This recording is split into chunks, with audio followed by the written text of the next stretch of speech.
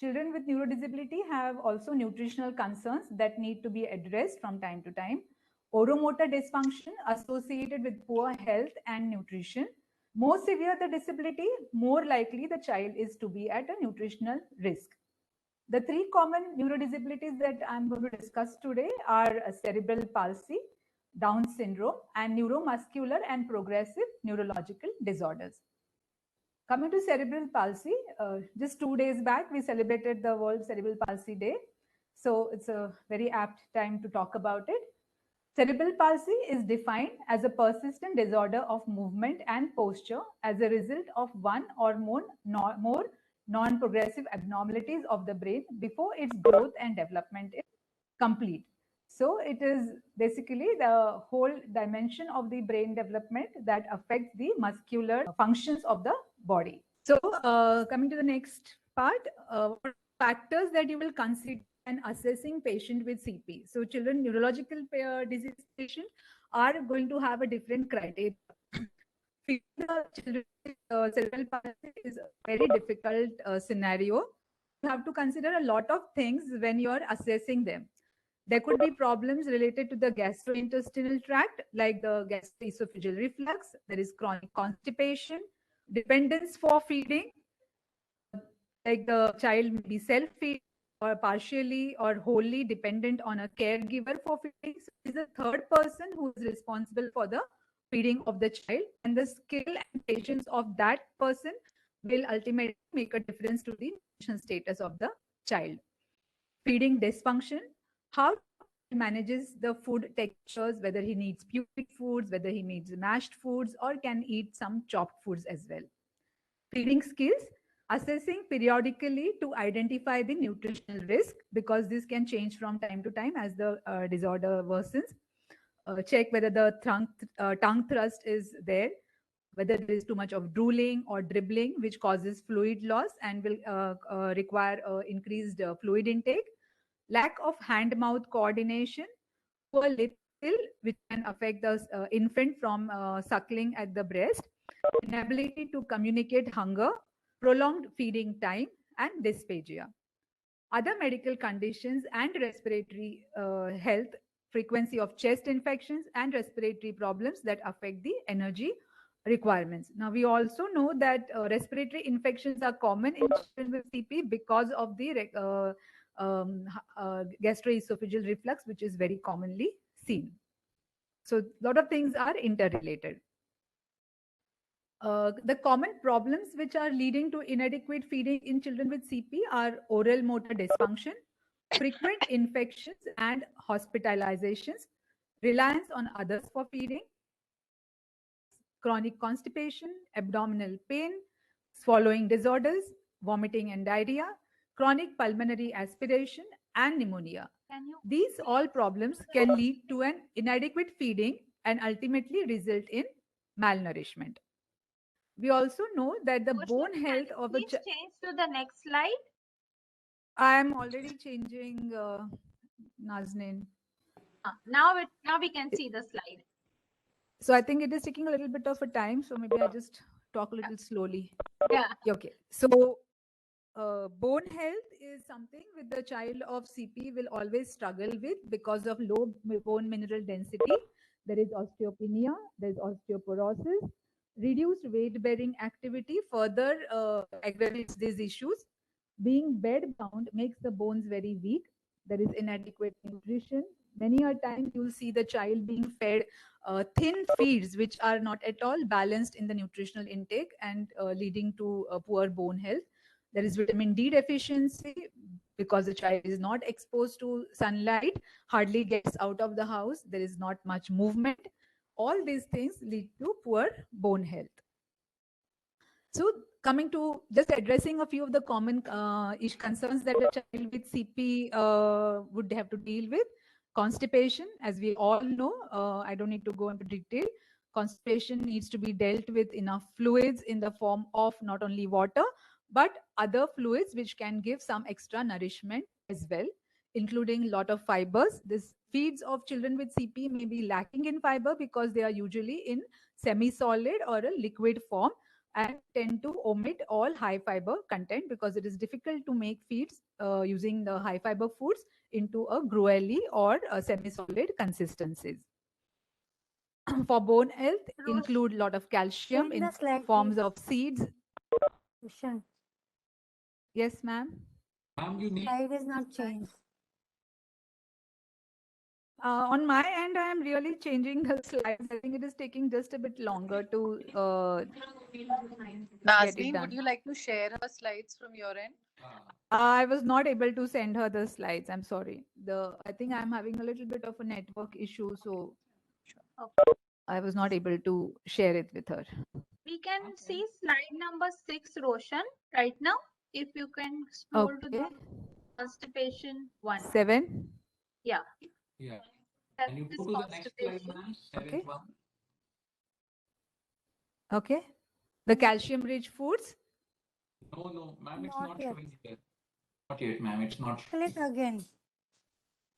Can you stop Click sharing on the and share slide it again. again, please? Yeah. Yeah, I'll do that.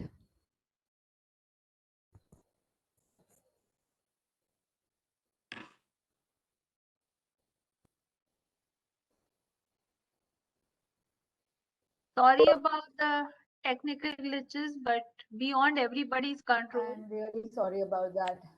No, that's okay. I think all of us face technical glitches when we least expect it and when we really want things to work. So sorry about that.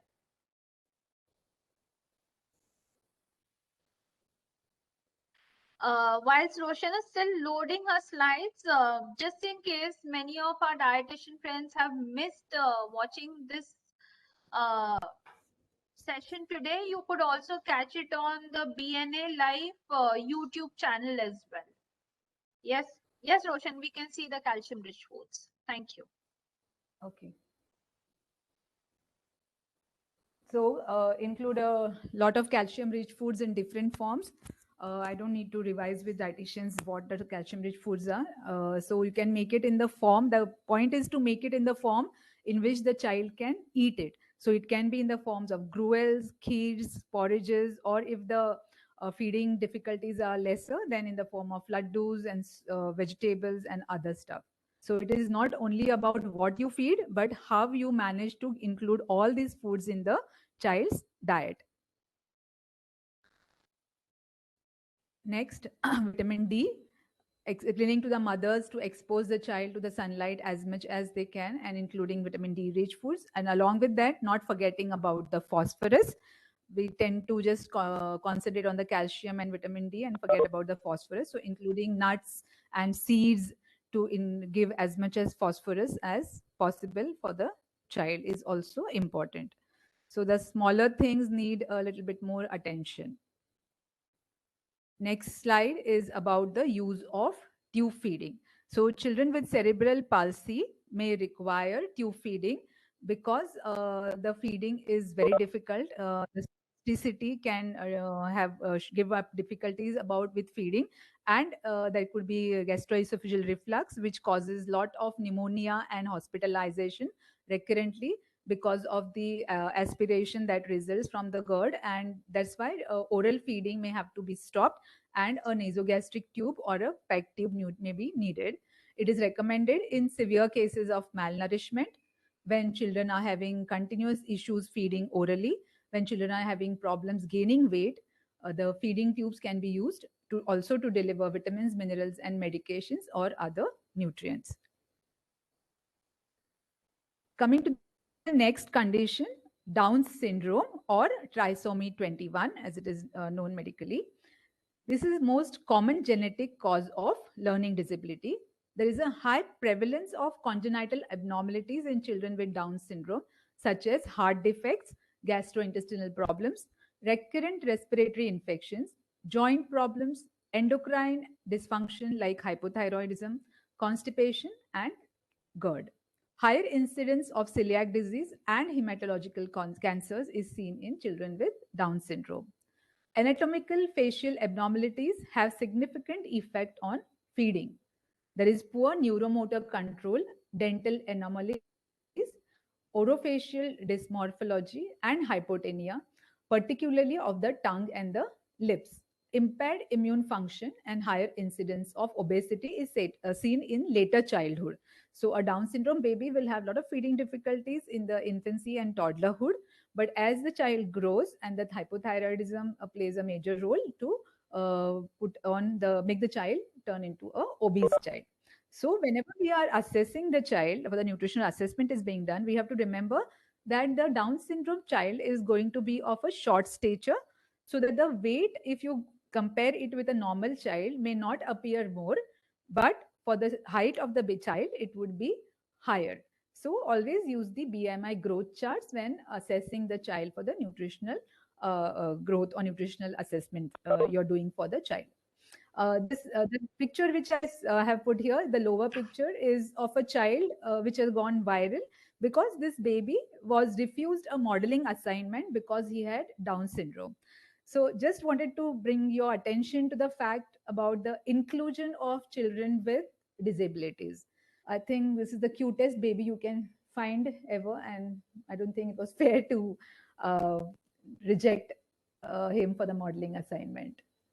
Anyways, coming back to our third condition, neuromuscular and progressive neurological disorders. There are 60 different types of muscular dystrophy and related muscular conditions.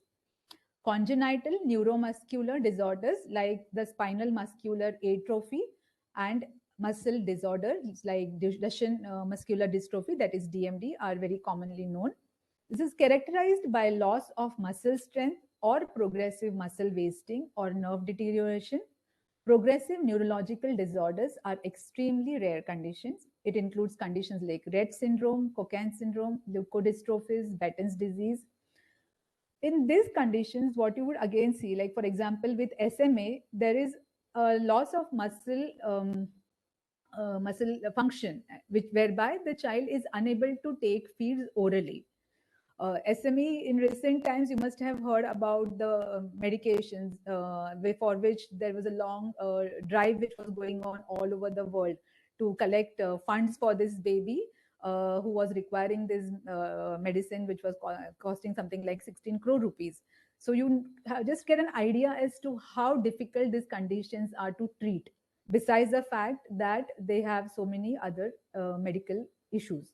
So it becomes very difficult to feed the baby orally, and at a very early age will need a tube feeding or a peg insertion.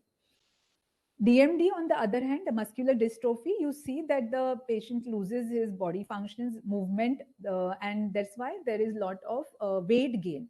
So we need to adjust the nutritional or the caloric requirement from child to child, from age to age, and every child of neurology would be different. So please remember this thing, that every child is different and you need to assess and treat him differently. Nutritional requirements, I'm sorry to say, not much help here because there is no standardized recommendations that you can find anywhere.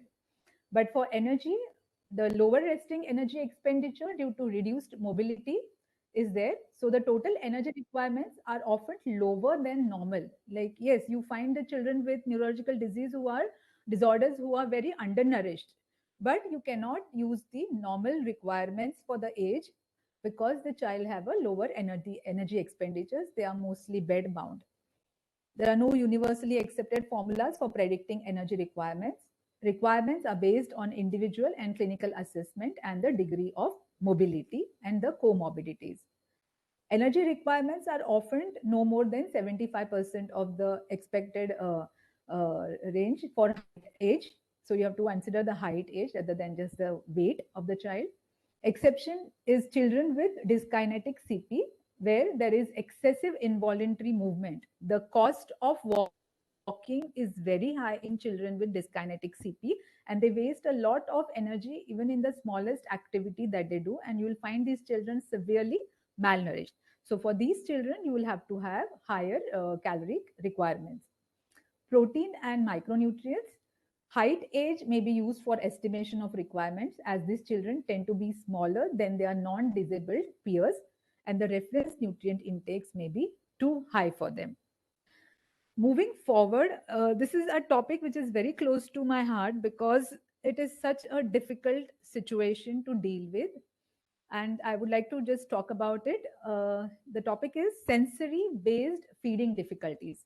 If you see a lot of children with a lot of pediatric cases, you'll see a lot of mothers or a lot of patients getting referred to you because the child just refuses to eat.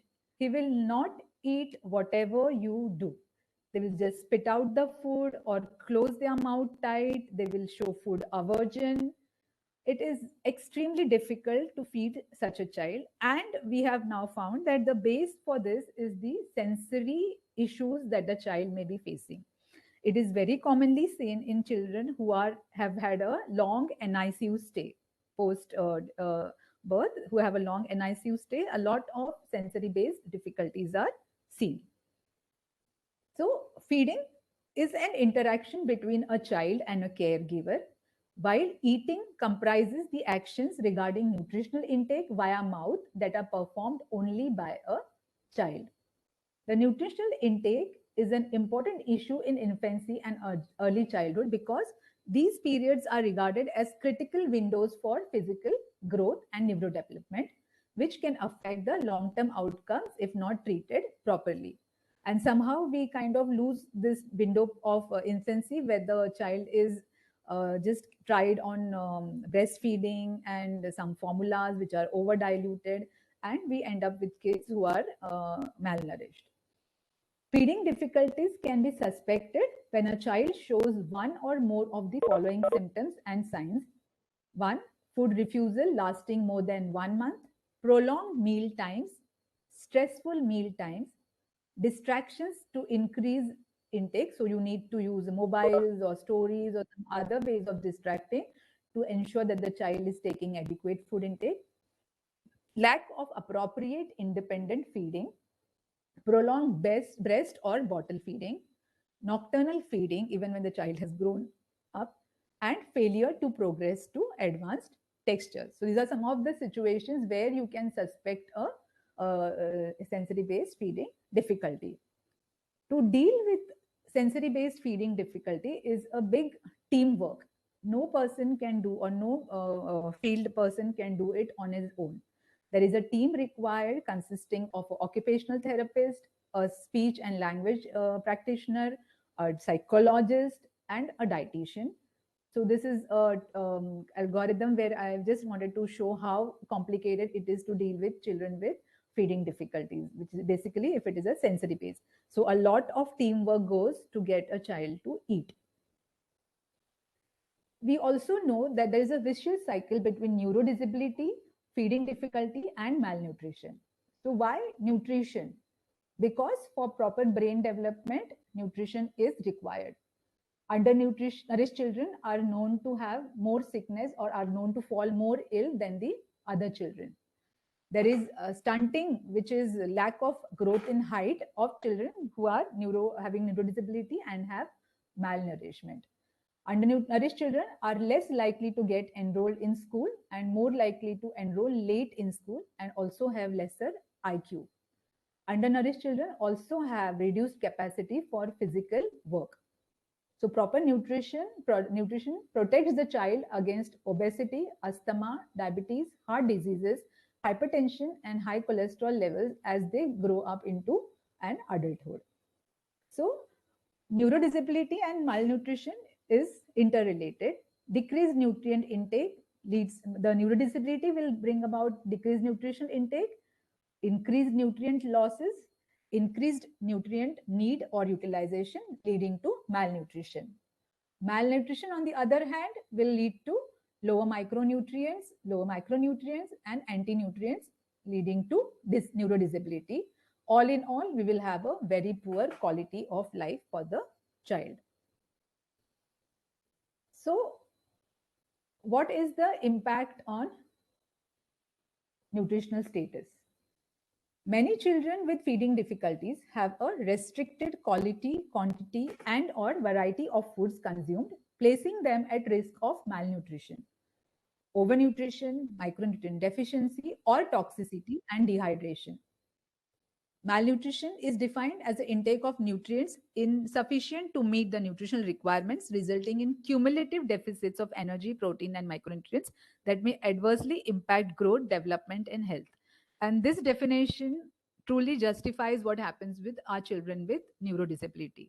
Not only the quality, but the quantity also play a major role. Malnutrition affects 25 to 50% of children with feeding difficulty and is most prevalent among those with chronic diseases or neurodevelopmental disorders. The restricted dietary diversity common in feeding difficulty can have other adverse nutritional consequences.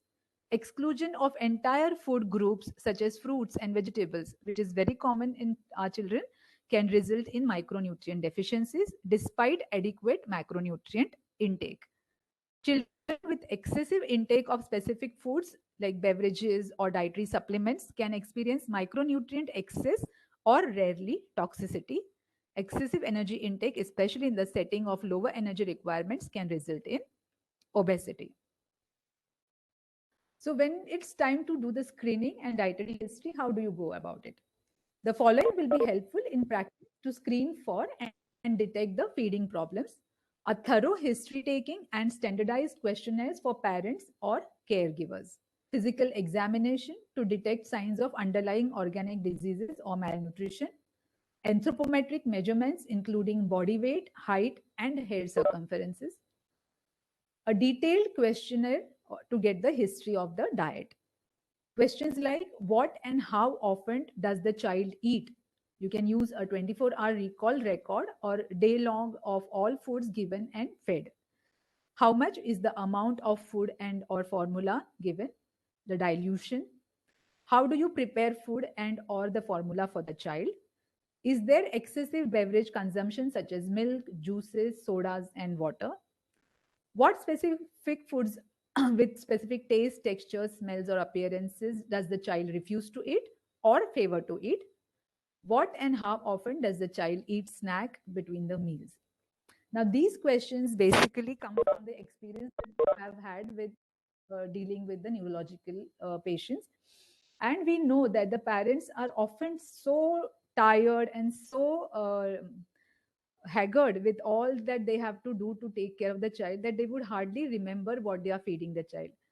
They will be feeding them more medicines than food. They would be giving them food which the child prefers, and that will again exclude a lot of a range of foods that is required for the child. So these questions will prompt to give proper dietary history while screening the child. So when you're advising dietary or guiding parents with neurodisabilities, children with neurodisabilities, you have to remember that when you're counseling them, you have to use the basic fundamentals of nutrition, that is using the food groups for a healthy diet, making them understand why including all kinds of foods are important. What are they missing out when they are not including all types of foods?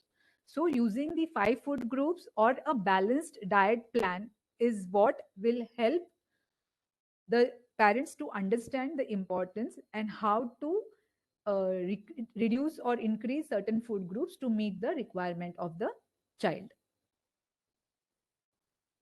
So the balancing act, basically this slide I wanted to just show you all, like even if your child is, if the child you're counseling requires blenderized feeds or soft feeds or liquids, you have to give examples or suggestion as to how can you make it calorie dense and protein dense, and also include certain other micronutrients.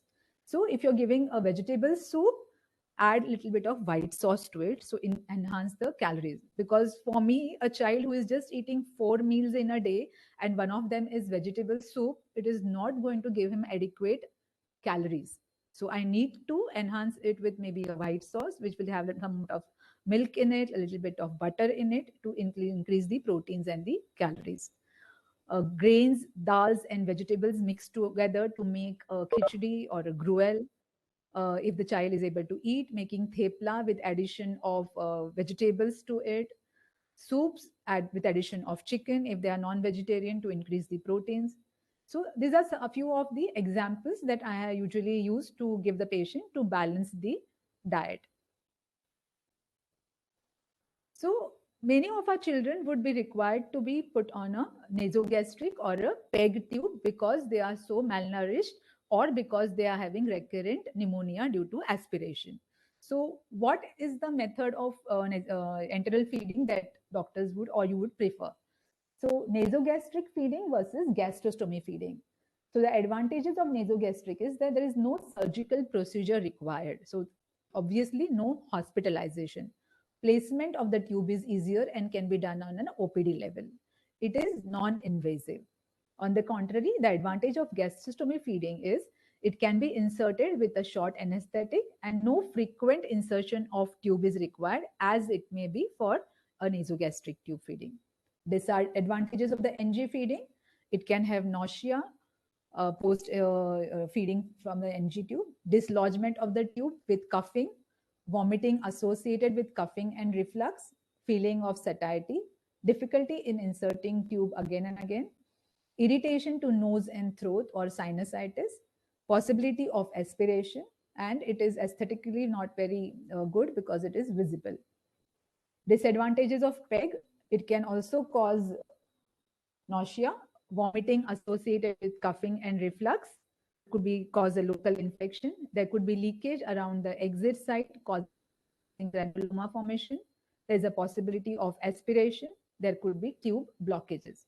So all in all, the question still is unanswered whether NG feeding is better or gastrostomy feeding.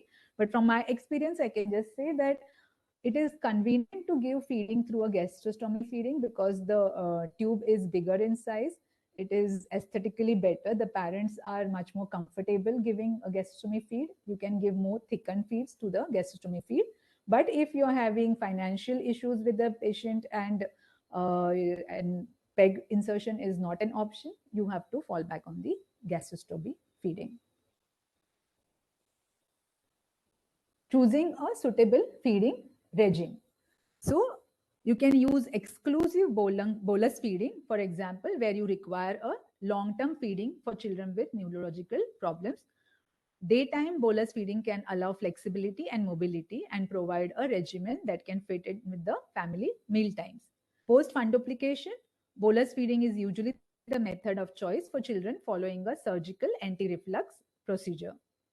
For chronic illnesses, daytime bolus feeding allows for a normal meal pattern and overnight feeding with a pump reduces the time commitment. So this is where you use a combination of bolus and continuous feeding through the pump at night.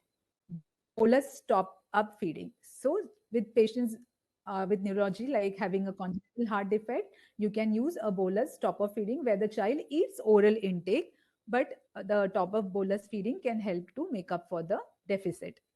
Overnight feeding only is another method where the supplementary nutrition can be provided through the night when the child is sleeping. This can be done through the pump.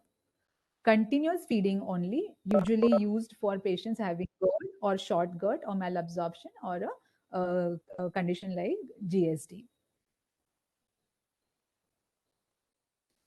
So what are the choices of feeding? So you can use your standard polymeric feeds, you can use low molecular feeds, you can use disease-specific enteral formulations, or you can use blenderized kitchen feeds. I am not going to talk about the other thing. I'll go to the preparation of kitchen feeds. So when you are working in a hospital, many a times the enteral formulas are very easy options to use, but sometimes you get patients who are going to be on long-term tube feeding and including kitchen feeds where you use the day-to-day food is a good option along with the enteral formulas if required. So when you are preparing formulas, preparations of tube feeding which are blenderized, you have to remember to make it a balanced meal like I had mentioned earlier. So get in your proteins, your vitamins, your minerals from your vegetables, fruits.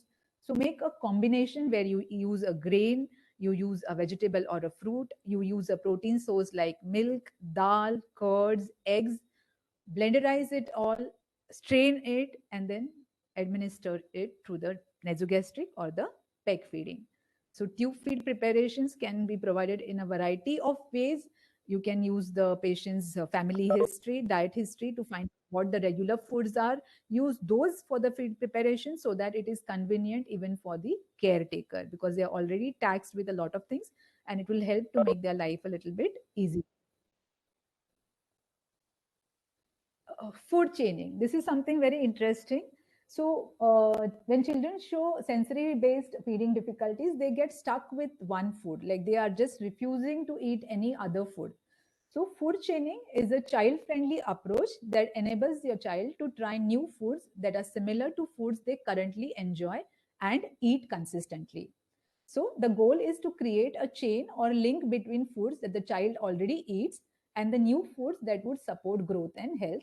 New foods are similar in taste or texture to foods that the child already likes to eat and are introduced gradually and regularly. For example, how you can go from potato chips to banana. So the child would be should maybe loving eating the potato chips. You change to banana chips, which he's already tried and liked. From banana chips, you can give sliced banana slices, which are frozen and somewhat similar to the banana chips in texture, maybe, and then slowly progress to a whole banana. Now, this is not something which will happen in a period of 2 or 3 days or at the speed which I'm talking. It will take a lot of time, but slowly and patiently, you can get him to eat a banana. From cheesy crackers to broccoli, same way, you can use a cheese cracker, then you use a cracker which is of a different shape, a biscuit which is of a different taste, slowly go on to maybe a cheese sandwich or a grill sandwich, then separate out the cheese and the bread. That way, slowly and steadily, you include some one or two vegetables in the preparation, and then separate out the vegetables to make it eatable for the child on its own. Then just a case scenario to show what kind of how it is difficult to plan a diet for a child with sensory based feeding difficulty. So I have a child here who is a female child, 11.5-year old, came with a weight of 20.7 kg, while her expected weight for age was 35.5 kg. Height of 129.6 centimeters, expected height is 143, so you know there is stunting. History of preterm birth, born at 26 weeks of gestation, extremely low birth weight with sepsis, had a PDA, that is a portus ductus arteriosus, that is a congenital heart defect, was in the NICU for 75 days. What are the present issues at 11.5 years? There is failure to thrive, there is stunting, query feeding difficulty, query fussy eating. So we are not sure what exactly it is.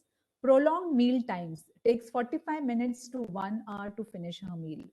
Deconstructs all food items and separates it. Example, if you give her a stuffed paratha or a sandwich, she will just deconstruct it, separate out the layer to layer, and take an hour or so to complete maybe half of it or 1/4 of it. She is not watching TV or mobile while eating, but yet she will not be able to finish her meal or takes a long time. Eats very, very small bites, like she keeps on pecking like a sparrow would. So the diet recall showed that the morning she takes a cup of milk, either with a chapati or a very small paratha. At around 9:30, it's just half a fruit. Around 11:15, the mother gives her a dudhi or a vegetable soup, 1 katori. Around 1 p.m., she has 1 or 2 fulka with ghee with just a tablespoon of sabzi. Around 4 p.m., coffee or dry snacks like something like chuda or farsan, but that also not in large quantity, just a tablespoon, or a few dry fruits or some cucumber slices.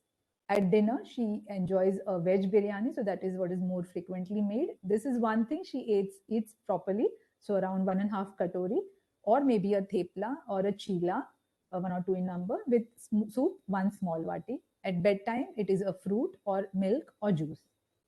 Now, this child also likes to cook. She's just 11-year-old, but she enjoys being in the kitchen. She likes to experiment and she likes to cook. So I counseled the child to try new foods. So convinced her, basically, bargained with her to try new foods, to prepare food as per her preferences. So there was higher chance that if she prepares it the way she wants, she would be more inclined to eat it. Involve her in the cooking. That's what I told the mother, so that she is more interested in the food, and try to make the meals as balanced as possible. So the diet prescribed was at 8 o'clock, either include a fruit or a dry fruit milkshake, or milk with a protein supplement or a porridge. Around 9:30, thepla with all vegetables blenderized and added, so she doesn't fuss and remove it aside. Addition of besan or soy or curds to increase the proteins, or make a shira or upma or idli or dosa. So just add a variety and try to make her experiment some newer foods. Around 11 a.m., vegetable soup with white sauce or vegetable sprout cutlets or a soy cutlets, a small snack, which is basically a little calorie and protein dense. Around 1 p.m., biryani. So I've guided the mother to make different varieties of biryani since she seems to enjoy it, and sometimes give her theplas or khichdi or curds and paneer, but make it balanced. Around 4 p.m., a small laddu or chikki or gud papdi, which is packed with calories and proteins. Dinner, similar to lunch, in a shake or a milk with supplement. So after a follow-up of 2 months, the child showed a weight gain of 1 kg. Now for you, it might not be a big deal, but I was thrilled because it had been a long time since the child had put on weight. It was a long time since the child had complied to any of the dietary changes that she had been advised. So I was looking at this case as a very positive outcome. So this is how difficult it is to feed a child with sensory based feeding difficulties. Now, I'm not very clear whether it was a feeding difficulty or it was fussy eating, but I would further recommend the child to go to an occupational therapist to work on her food, the whatever issues she has with the textures of the food. The second case is of a 3.5-year-old female child weighing 8.8 kg, while her expected weight is 14 kg. So she is really malnourished, undernourished. Developmental delay, feeding difficulty in the form of refusal to food, excessive crying while eating, eats only ice cream willingly. That's the only food that she would put in her mouth without crying. PEG insertion was suggested by the neurologist, but the mother was not very willing to do it. She was very skeptical about the effect of it because she had heard they had a group of parents where she had heard that the children with are not having a very good prognosis once the PEG is inserted. Now this was a lot of misconception because many a times the PEG insertion is done when it is really very late and the child has really malnourished, has been very malnourished for a long time, and so the damage is already done. So the diet recall showed that the child is having Pediasure, 2 scoops with 150 ml of milk 3 times a day, and twice a day the child is having 1 small roti with dal mashed up. So this is all the food that the child has been exposed to, the roti and mashed dal. So what I suggested was, since the child likes to eat ice creams, maybe it is the smooth texture of the ice cream or the cold temperature of the ice cream that he is finding it appetizing. So suggested to try cold foods, blenderized smooth foods with standard dilution of protein supplement because she was under diluting the Pediasure, and frequent concentrated feed. So the diet showed, the prescribed diet was porridge or a custard or a shira or upma. Even I told her to try idli and sambar, which was blenderized. Mid-morning, cold milk, 150 ml with Pediasure or a dry fruit milkshake. Lunch consisting of roti, dal, curds, everything blenderized, the way child would eat. Again, cold milk. Did not want to add a lot of varieties because the mother was not yet there. So repeated some of the feeds which were advised and which the mother was ready to try out with the child. A soup in the evening, a proper meal for dinner, and again milk and supplement at night. Follow-up after 1 month showed that the mother had implemented only a few suggestions. She was still not ready to do all the things. So around 60% of compliance was seen, which was not bad. And weight gain had happened. She had put on only 200 grams over a period of 1 month. So at the second follow-up, counsel the mother to either meet the gastroenterologist for a PEG insertion or work more on the diet and see how she can take it further.